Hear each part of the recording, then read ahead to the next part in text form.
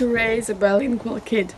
Well, if you're a cross-cultural family that shares English as a primary means of communication, then no problem, keep talking to your kids.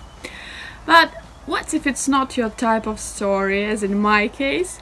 We live in Moscow and no one speaks English in our family. Some relatives do, but they live far, far away. And when Sasha was born, I decided to create an English atmosphere, and it can be quite challenging as he is surrounded by intensive Russian course in his everyday life. The easiest way for me to keep the foreign language alive was reading books. Point to the rabbits. Point to the rabbits. Rabbits live here. Are they cute? Yes, they're cute. Just look at this pile. No! That's why 90% of our home library is in English. At the same time, I struggled reading books with him. Sasha now is at the age of 16 months and he can't just sit and listen to me quietly.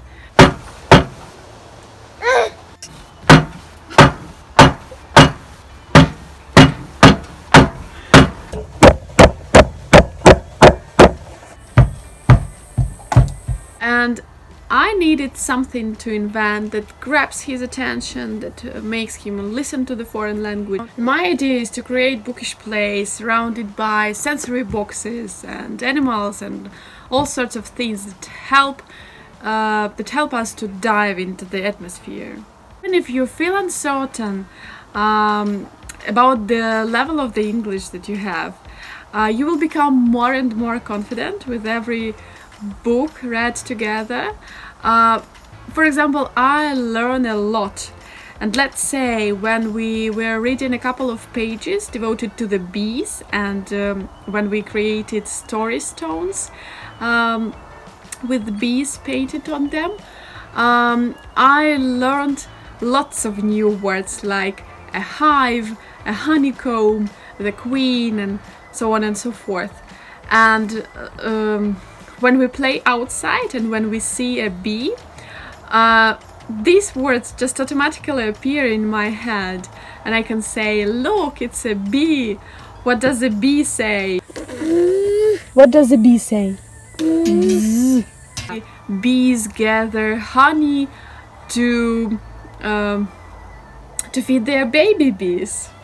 Another part that I found crucial in bookish plays is teaching soft skills they won't teach you at school. And my goal was never to teach Sasha reading at the age of 3, for example, or just to train rote learning and memory work only. Bookish plays is a wonderful opportunity, is a wonderful chance to develop critical thinking, creativity and imagination through the pretend games, through purposeful plays and storytelling based on books that you've got in your library. And what I wanted to say in this video is that even if the level of your English language proficiency is not that much high as you'd like to have, you still have the power to teach English to your kids, to learn the language together through bookish plays and sensory plays and stuff like that. And by the way, a few days ago I came across a wonderful tweet by Michael Rosen. It's a famous British author. Just have a look. A child, a book, a read, a chat. This is the way the mind grows, not with a test, but with a tale. This is what my channel about.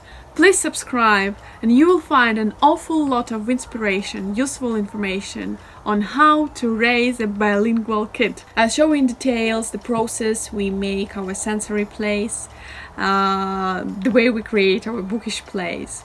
And this is a live project where we can watch an ongoing progress of our children.